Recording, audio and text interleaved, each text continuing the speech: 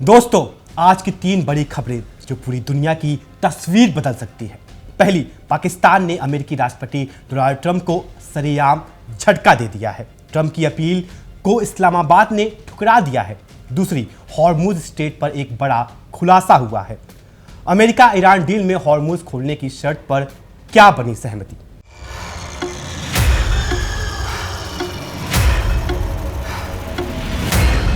और तीसरी, बातचीत के बीच अमेरिका ने ईरान पर फिर हमले कर दिए।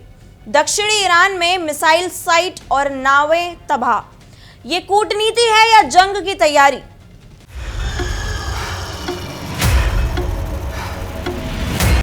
ये तमाम सवाल आज हम आपके सामने रखेंगे।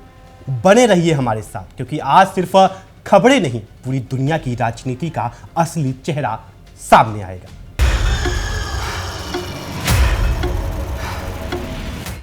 नमस्कार, मैं हूं आपके साथ प्रिया सिंह और आप देख रहे हैं बैटल ग्राउंड। मैं हूं आपके साथ अभिषेक तिवारी। दोस्तों, शुरुआत करते हैं उस खबर से जो पाकिस्तान की हैसियत और उसकी औकात दोनों को एक साथ उजागर करती है। डोनाल्ड ट्रंप ने हाल ही में मुस्लिम और अरब देशों से अपील की थी कि वो अब्राहम अकॉर्ड्स में शामिल हो। ये वही ऐतिहासिक समझौता है जो 2020 में अमेरिका की मध्यस्थता में हुआ था और जिसके तहत यूएई, बहरीन, सूडान और मोरक्को जैसे अरब देशों ने इजराइल से अपने संबंध सामान्य किए थे। ट्रंप चाहते थे कि इस दायरे को और बड़ा किया जाए। सऊदी अरब, कतर, तुर्की, मिस्र, जॉर्डन और पाकिस्तान भी इसमें शामिल हों।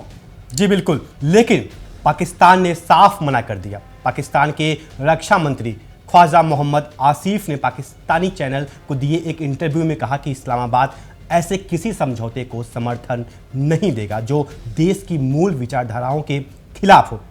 उन्होंने कहा, व्यक्तिगत तौर पर मुझे नहीं लगता कि हमें ऐसे किसी समझौते में शामिल होना चाहिए जो हमारी बुनियादी सोच से टकराता हो। और यहाँ दोस्तों एक और दिलचस्प बात सामने आई। आसिफ ने इजराइल की विश्वसनीयता पर सीधा सवाल उठाया। उन्होंने कहा, आप उन लोगों के साथ कैसे बैठ सकते हैं जिनकी बात पर एक दिन के लिए भी भरोसा नहीं किया जा सकता। और फिर उन्होंने पाकिस्तान के पासपोर्ट का जिक्र किया। उन्होंने कहा कि पाकिस्तान दुनिया का इकलौता ऐसा देश है जिसके पासपोर्ट में इजराइल का नाम तक शामिल नहीं है। पाकिस्तान आज भी इजराइल को एक देश के रूप में मान्यता नहीं देता। जी बिल्कुल प्रिया, अब यहाँ रुककर एक बड़ा सवाल पूछना जरूरी है।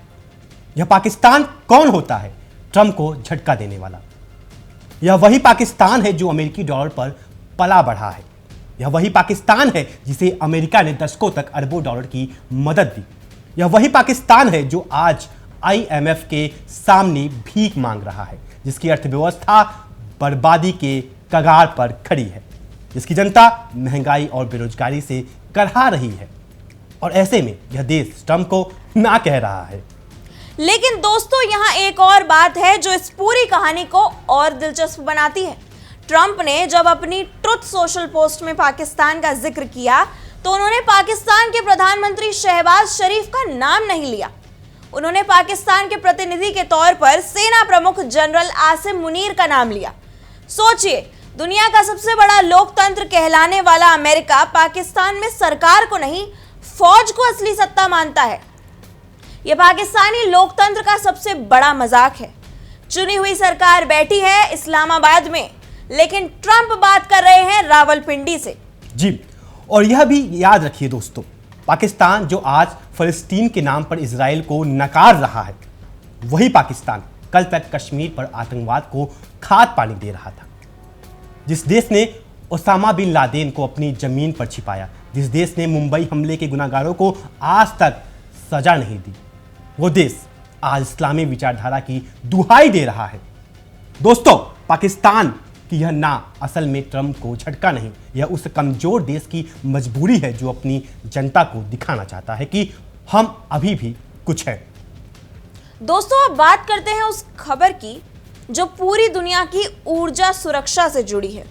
जापानी अखबार निक्केई ने राजनयिक सूत्रों के हवाले से एक बड़ा खुलासा किया है।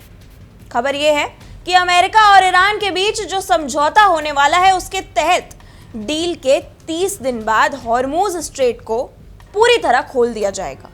इन 30 दिनों में ईरान उस स्ट्रेट से बारूदी सुरंगें हटाएगा ताकि दुनिया भर के जहाज सुरक्षित रूप से आ जा सके। जी बिल्कुल, यह हॉर्मुज आखिर है क्या, इसे एक बार फिर समझ लेते हैं। हॉर्मुज स्ट्रेट ओमान और ईरान के बीच एक संकरी समुद्री गली है। इसकी चौड़ाई सबसे कम जगह मात्र 33 किलोमीटर है, लेकिन इसी 33 किलोमीटर की गली से दुनिया का करीब 20% तेल गुजरता है। सऊदी अरब, यूएई, कुवैत, इराक, इन सभी देशों का तेल इसी रास्ते से जाता है। अगर यह रास्ता बंद हो जाए तो दुनिया में तेल की कीमतें आसमान छू लें और भारत जो खाड़ी से बड़े पैमानों पर तेल और गैस खरीदता है, उसे सबसे ज़्यादा नुकसान उठाना पड़े। प्रस्तावित समझौते के मुताबिक डील के बाद सभी देशों के जहाज पूरी तरह आजादी और सुरक्षा के साथ हॉर्मुज से गुजर सकेंगे। ईरान जहाजों से किसी भी तरह का ट्रांजिट शुल्क नहीं लेगा। इसके साथ ही 8 अप्रैल से चल रहे सीज फायर को 60 दिनों के लिए और बढ़ाया जाएगा और इस दौरान ईरान अपने परमाणु कार्यक्रम को रोककर उस पर बातचीत करेगा। लेकिन दोस्तों, यहाँ एक पेच है। ईरानी विदेश मंत्रालय के प्रवक्ता इस्माइल बकई ने साफ कहा है कि हॉर्मुज और परमाणु कार्यक्रम अभी उस MOU यानी सहमति पत्र का हिस्सा नहीं है जिस पर बातचीत हो रही है। उन्होंने कहा, फिलहाल हमारा पूरा फोकस युद्ध को पूरी तरह रोकने पर है, बाकी मुद्दे बाद में। यानी दोस्तों, निक्केई की रिपोर्ट और ईरान के आधिकारिक बयान में एक बड़ा अंतर है। एक तरफ कहा जा रहा है कि डील आखिरी चरण में है, दूसरी तरफ ईरान कह रहा है कि जल्दी मत करो। और बकई ने हॉर्मुज पर एक और बात कही जो बेहद अहम है। उन्होंने कहा कि हॉर्मुज का मामला ईरान और ओमान से जुड़ा है, दोनों देश मिलकर फैसला लेंगे। और टोल के बारे में उन्होंने कहा, हम टोल नहीं लेना चाहते, लेकिन सेवाओं और पर्यावरण सुरक्षा में जो खर्च आएगा वो स्वाभाविक रूप से होगा। यानी टोल का नाम नहीं लिया, लेकिन सेवा शुल्क का दरवाजा खुला रखा। इस पूरी कहानी में एक बात साफ है, हॉर्मुज खुलना भारत के लिए बेहद जरूरी है। भारत की ऊर्जा सुरक्षा इस स्ट्रेट से सीधे जुड़ी है। हमारे यहाँ से जो पेट्रोल डीजल की कीमतें हैं, जो रसोई गैस है, जो बिजली है, उसका बड़ा हिस्सा खाड़ी से आता है। हॉर्मुज बंद रहा तो महंगाई और बढ़ेगी, हॉर्मुज खुला तो राहत मिलेगी। इसलिए भारत की नजरें इस डील पर टिकी हैं। दोस्तों, अब आते हैं उस खबर पर जो सबसे ज्यादा चौंकाने वाली है। एक तरफ अमेरिका और ईरान के बीच बातचीत चल रही है। ईरान का उच्च स्तरीय प्रतिनिधिमंडल कतर पहुंचा है, जिसमें विदेश मंत्री अब्बास अरागची, संसद स्पीकर बागेर गालिबाफ और सेंट्रल बैंक के गवर्नर शामिल हैं। ये टीम अमेरिका ईरान MOU को अंतिम रूप देने गई है और ठीक उसी वक्त अमेरिका ने दक्षिणी ईरान पर हमले कर दिए। अमेरिकी सेना के सेंट्रल कमांड ने बयान जारी करके कहा कि दक्षिणी ईरान में मिसाइल साइट और बारूद बिछाने की कोशिश कर रही नावों को निशाना बनाया गया। हमले हॉर्मुज स्ट्रेट के पास लारक द्वीप पर हुए। यानी एक तरफ कतर में मेज पर बातचीत, दूसरी तरफ हॉर्मुज के पास बम गिराए जा रहे हैं। दोस्तों, ये अमेरिकी कूटनीति का वो असली चेहरा है जिसे दुनिया बार बार देख चुकी है। बात करो और मारते रहो, बातचीत की मेज पर हाथ मिलाओ और पीठ पीछे खंजर घोंपते रहो। ट्रंप प्रशासन का ये रवैया कोई नया नहीं है। यही अमेरिका ने अफगानिस्तान में किया, यही इराक में किया और तो और यही लीबिया में किया, और अब ईरान के साथ भी वही खेल। लेकिन दोस्तों, ईरान सबसे अलग है। ईरान एक ऐसा देश है जिसके पास अपनी रणनीतिक गहराई है, जिसके पास यमन में हूती, इराक में शिया मिलिशिया, लेबनान में हिजबुल्ला और सीरिया में अपने सहयोगी हैं। ईरान को दबाना उतना आसान नहीं जितना अमेरिका सोचता है, और यही वजह है कि इसके बाद भी ईरान की वार्ता टीम कतर में बैठी है और बातचीत जारी है। ईरानी प्रवक्ता बकई ने कहा है कि कई मुद्दों पर दोनों देश निष्कर्ष पर पहुंच गए हैं। वार्ता आगे बढ़ रही है, लेकिन तुरंत किसी डील का ऐलान नहीं होने वाला। यह ईरान की कूटनीतिक समझदारी है।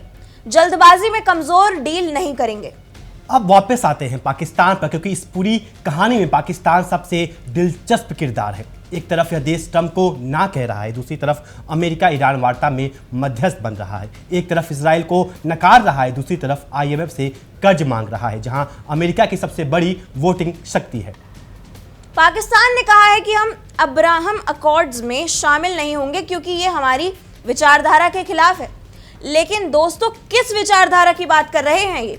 उस देश की जिसने चीन के उइगर मुसलमानों पर होने वाले अत्याचार पर आंखें मूंद ली, या उस देश की जो सऊदी अरब से पैसा लेने के लिए हमेशा तैयार रहता है लेकिन सऊदी अरब की आलोचना कभी नहीं करता? पाकिस्तान की विचारधारा चुनिंदा है, जहां फायदा हो वहां चुप, जहां घरेलू राजनीति हो वहां शोर। जी बिल्कुल प्रिया, और सबसे बड़ी बात, ट्रंप ने जब पाकिस्तान का नाम लिया तो पीएम शहबाज शरीफ को नहीं, आर्मी चीफ आसिम मुनीर को संबोधित किया। यह दुनिया को बता रहा है कि असली सरकार कौन चलाता है। शहबाज शरीफ इस्लामाबाद में कुर्सी पर बैठे हैं, लेकिन फैसले रावलपिंडी से आते हैं। यह पाकिस्तानी लोकतंत्र का सबसे बड़ा मजाक, और दुनिया यह मजाक देख रही है। पाकिस्तान आज उस मोड़ पर खड़ा है जहां उसे हर तरफ से दबाव है। ट्रंप चाहते हैं कि वो अब्राहम अकॉर्ड्स में शामिल हो। घरेलू जनता और धार्मिक दल चाहते हैं कि इजराइल को कभी मान्यता ना दी जाए। अर्थव्यवस्था चाहती है कि अमेरिका से दोस्ती बनी रहे, और सेना चाहती है कि सत्ता उसी के हाथ में रहे। इन सब के बीच पाकिस्तान एक ऐसी नाव में बैठा है जो हर तरफ से हिल रही है।